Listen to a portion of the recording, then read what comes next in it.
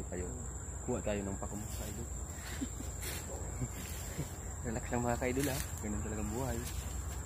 Kuha tayo ng ano, pang-ulam mga kaidol. Ay mga kaidol oh, dito tayo ng ano, ng pako mga kaidol. Sarap nitong idol kasi bagong kuha, fresh na fresh.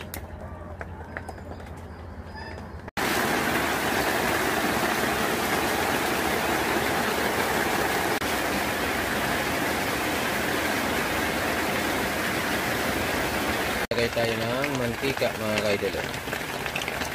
Lagay natin yung bawang mga kaidol.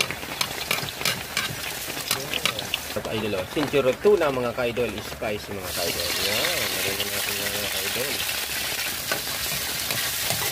Lagay na natin yung pako.